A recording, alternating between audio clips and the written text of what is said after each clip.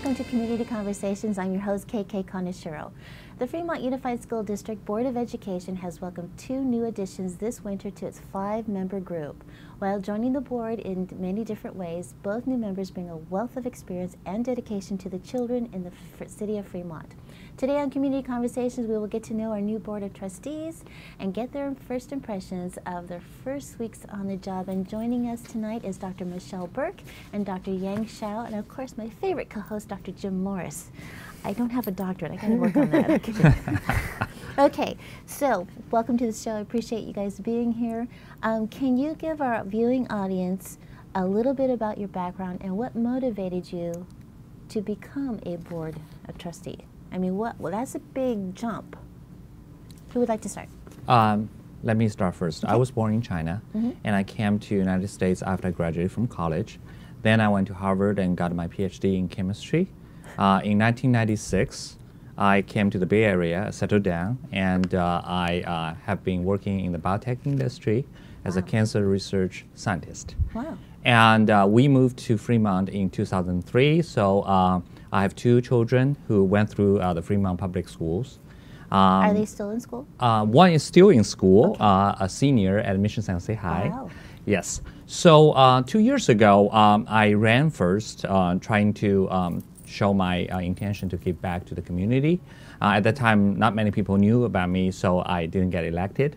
But in 2014, I tried again.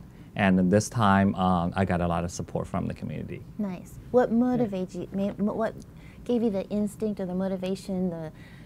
What made you decide to do this? Yeah, because as I said, to go from being a doctor yes, to the political arena, even though it's an educational arena, that's a huge leap. As a first-generation immigrant, I received a lot from this country. Okay. Not only the first-class education, but also everything, like including the right to vote and the right to get elected, right? Yeah. So I try to use this opportunity, trying to give back all the skills I have Nice. to the community. Nice. That's one thing. Second thing, of course, as a parent of FUSD students, I do have my concerns about the physical condition and the curriculum in school. So Yeah. I also try to represent the community as much as I can. Perfect. Welcome. Thank you. And Dr. Berke, what made you decide to jump into this whole new world? It is a new world indeed, although not so new actually. In terms of education, my family's been in education for a long time. Both of my parents, my older sisters, my brother, we've all been working in the field of education for a number of years. So I'm not brand new to that. Okay. But like Dr. Shao, I I moved to the Bay Area back in 1990, and I worked at Ohlone College for a while. Okay. And then I went to Colorado to get my PhD, and then moved back here to Fremont in 2003. So around the same time as you did. Oh, wow. Yes. And my background is working in the field of deaf education. So, Okay. like I said, I've been in education for a long time. I'm also a parent here in Fremont. I have a son who is a 5th grader. Oh, wow. So I'm not young myself, but my, but my Yes, you child are. is, my child is younger. And why I jumped into the fray was I had been very involved, and still am, at my son's school, school site council. I was chair of that for a couple of years. I was involved, and still am, with the Mission Valley School Association. And through that, there were times that I thought, why did the district make that decision? So even though I came from a very local place, I always wondered, how did things that felt at the time maybe that they were imposed upon us at the local level? I was curious, what's the process? How did that come to be? Okay. And so when I saw that the vacancy was there because of Lily May's transfer to City Council, I thought, well, this would be a great opportunity to see what it's all about, and submitted my application, and it was quite a process, and Okay. here I am. Now, And I think 6 weeks later. what you heard as the common thread, right, is this just heartfelt desire to give back to the Yes. community, to be the voice of a community, to do right by the children of our community. And that really, being a school board member is a thankless job. It is a tough job. You spend hours and hours studying materials, learning about issues, wrestling with what's the right thing to do. Right. And yet, every one of our school board members, I think that's the common thread you hear is, you know, no matter where you stand on an issue, it's I have to be the voice of not just myself, but the larger community to do right by children. Now, Dr. Berke was appointed. Yes. So does this mean she finishes Lily's term and then she has to run again? Is that how this works, or? That's correct. Okay. So an appointment process has someone who is selected by the board. In the case of our board's decision to make an appointment, we had a pretty hefty price tag for paying for an election or doing an appointment. Okay. And I think every one of our board members agree they did a darn good job of selecting the right person. Okay, so for everyone who's watching, if they don't understand what this means, several candidates gave the school district an application that goes through some kind of reviewing process, and then it makes it to the regular Board of Trustees. Yeah, it was all a public process, Okay. a public review, public interviews, at a public meeting with, it So was. everyone could see It was what was very going transparent. on. Yeah. Okay. Very Yeah. transparent. And that's what impressed me the most that evening, how transparent the whole process was. Okay. And there were 9 of us Wow. applying. Yes. It was. Ooh, that was a hard choice. So you're the only one who has a campaign. What was that like? What was running a campaign, Yeah. doing all the speeches? Were you prepared? Actually, relatively speaking, in last year was much easier for me because It was your second time. Yeah, it was the second time I ran. And not only that, after I lost the first campaign, I tried very hard to get involved in the local community activities. Okay. Try to work with organizations like CBC and FUS, not only to try to just get some feedback from the community, what their concerns are, what their needs are, but also get to introduce myself to the community. So as I said, last year it was much easier. Right. Now, since you are brand new and you walked into this new position, were you expecting, were you shocked, were you overwhelmed with all this information you now have to know? I mean, because it's financials, it's the student body in general, it's the teachers, it's the curriculum, it's everything. Was that what you expected, or were you shocked? Actually, I was quite shocked. It's a quite steep learning curve. Yes. Yeah. Not only that, the previous board members like Lily May and Laura York, left a big shoe for me to fill in. They did a tremendous amount of work and a very good job.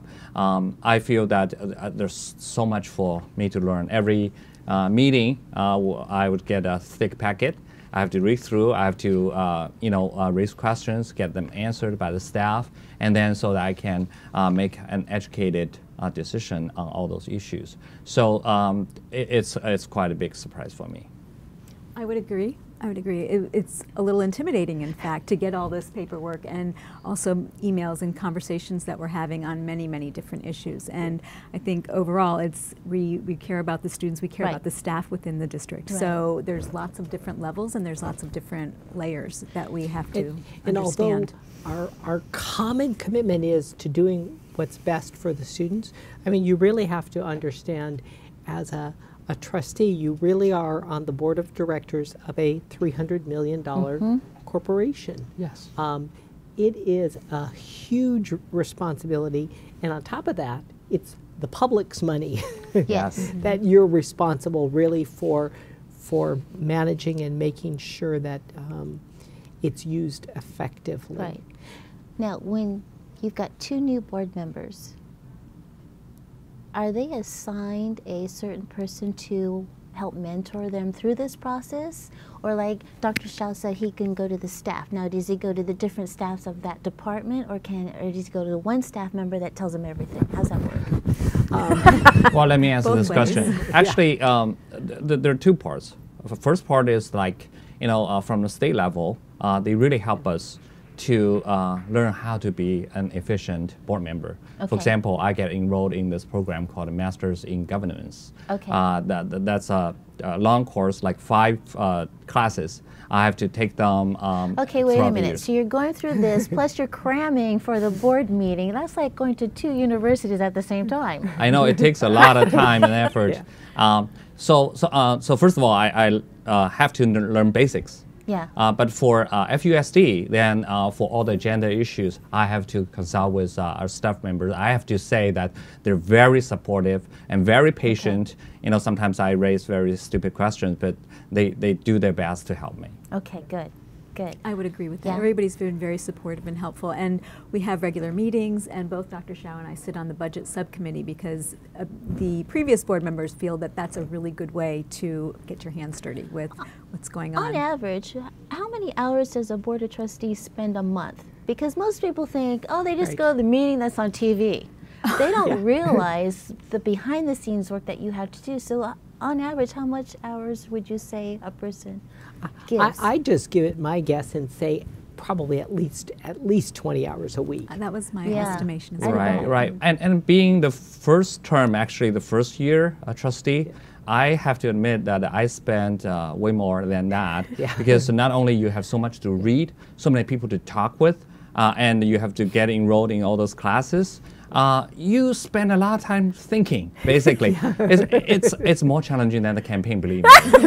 It is, because everything is new to you. Yeah. One of the fun things, though, I mean, it is a lot of paperwork, it's a lot of processing, it's a lot of information, but we also are responsible to go out and visit schools Yes. and interact with Yes. teachers and principals and students and parents, and that's been a lot of fun. Oh yeah, I drank a lot of coffee recently. You know, I really hope like you know the local coffee shops can give me like a lifetime membership or Yeah. something. Yeah. Now, are you still employed, or do they understand your new schedule, or how does this work? Yes, I'm still a full-time cancer research Oh my scientist. gosh. So of course, you know, even before I ran for the campaign, Yeah. you know, I told my the president of the company my situation, and he has been very supportive. Okay. Yes. That's good. And I work at the California School for the Deaf. So they're very They're supportive. flexible. It's here in Fremont, so Yeah. it's convenient, very Okay. convenient, Yeah. and Now, yes, supportive. Can I ask you a question? You can. You went from your concern about one kid. Now you have to be concerned with 34,000 children. How is that transitioning? I was going to say it's easier than dealing with one 10-year-old. Does he know that? Only on certain days. Okay. It's obviously it's global, and there are issues that I can relate to because it happened to us, it happened to my kid, but there are much more.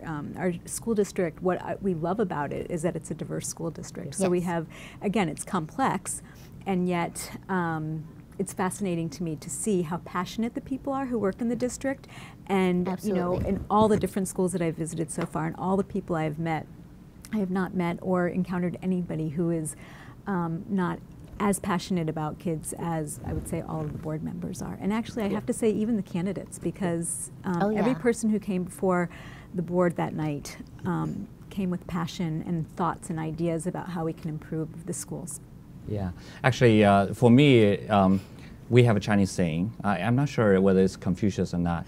It says like this: 老吾老以及人之老，幼吾幼以及人之幼 in Chinese. But literally, it means honor your parents the same as you honor other people's parents. Love your children the same way you love other people's children. That's great. So I think that actually is a very good model for me. Now, as the trustee of the district, I realize that I have to put the needs of all 34,000 students at the highest priority, not thinking about my own child. Okay, now here's something I've always wanted to know. You're just appointed, you're newly elected, you're going to that university, you're getting all this paperwork, you're going to schools, you're doing your job, but then you're meeting with parents and civic leaders and everything who have their own concerns. How do you juggle all these people's different concerns so you can prioritize or at least give it a little bit of attention? How do you do that? I've always wanted to know how you guys do that. Well, I mean, like everything, I always say there's two sides to every story, and sometimes there's more than two sides to every story. But it's gathering the information. Both of us happen to be researchers. It's gathering your information, learning your facts, knowing the issues around a particular concern. And with all that information, I feel you're better able to make a decision. And sometimes if you can't make the decision, then it's okay to say, now's not the right time to make that decision until we get more information. And that's even in our short term on the Right. board, that's happened already. Right. Yes, yes. Like last meeting, we didn't get enough information for that purchase of Chromebooks. You know, that's a lot of money, like $500,000. You know, I feel I didn't get the enough information, so you know, I didn't vote for that issue until I hopefully can get enough information in the next meeting. Yeah, because I can only imagine you're out in some event and you got 10 people telling you 10 different things and you're juggling all that. It's amazing. And we try as staff oftentimes, because you're right, the board member can't fix Everything. every problem and every challenge, and that's not really their job. Right. Is we try to be responsive when a board member says to us, I need you to look into, or I need you to respond to, or talk to this parent on my behalf, because there really is a reason that the board hires a superintendent and staff to do the work for Really? them. And so I try to, you know, when Yeah. concerns are brought, to really respond to them with a smile and understand that is our job as Right. the staff. That's good. And we're a liaison in many ways between Right. the community, when we're out there and we're hearing things, and then we can bring it back to the staff. And so far, it's been my experience that we've gotten very quick responses. Oh, good. Yes. Good. Yeah, to me, it's a teamwork. You know, we all have the same goal, which is to provide the best education to our kids in FUSD. So from the staff point of view, from the board's point of view, we're just, you know, doing different jobs, but we're trying to reach the same goal. And the other, I think, incredible opportunity that board members have is they get to see an awful lot of what's going right. And be at some of those celebrations to honor students Absolutely. and staff members and see there is so much going right in this community. Yes.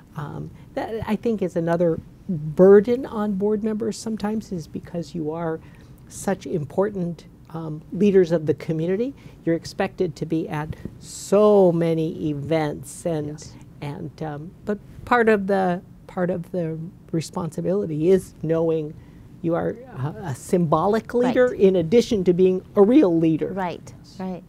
Now I got to ask you, when you were first applying for the job or you started your campaign, did you have any misconceptions or perceptions about what the job would entail? And if so, how has that changed with the reality? To me, 2 words: Brown Act. After I got elected, I got educated about Brown Act, which means everything is open and transparent. Michele or Dr. Berke mentioned something about that night when she got appointed. That was also a big shock to me, because everything you want to say, you have to say it in public. You cannot have a closed-door meeting with fellow board members and try to reach some deals under the table. You have to do everything public. This is something I never was aware of when I was running my campaign. Okay. Dr. Berke, was there I any would say I was misconceptions? equally as naive, yes. Yeah. And that, you know, Dr. Shao and I could probably have a conversation about a particular topic, but then neither of us can go back and talk to another board member about that. Right. So we can't really, when I said we have to solicit ideas and information from different people, not amongst the board. Right. Yeah. So we can talk to one other person, and that's it, and we get all of the rest of the information from the community, from the staff, from Dr. Morris, et cetera. So All these rules, huh? yes, yes. We had an interesting conversation about Yeah. policy the other day. But it is a good reason why we have them. Oh, Yes, definitely. absolutely. Yeah. Absolutely.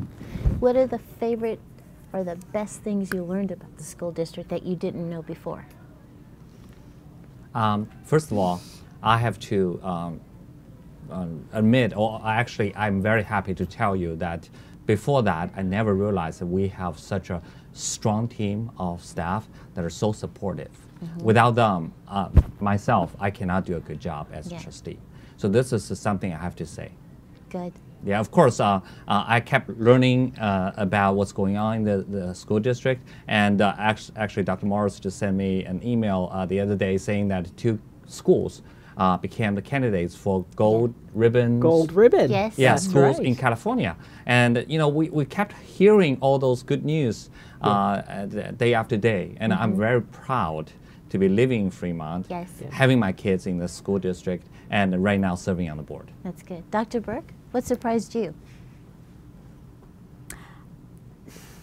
it's an intriguing question, because I would say it surprised me, but it didn't surprise me. It was, again, I have to use the word passion, that there is passion throughout the school district at the various schools that I visited. Yes. And I saw that at my son's school, but now I see it district-wide. Yes. And it's, you know, you sometimes can't believe that that can be sustained at such a large level. Organization. Yes, yes, Yeah. and it is, and it's within the staff, it's the front lines, and you see kids learning, you see kids engaged, you see kids excited to be there, and it makes you want to be a kid again and be in the classroom. I don't want to take tests, though.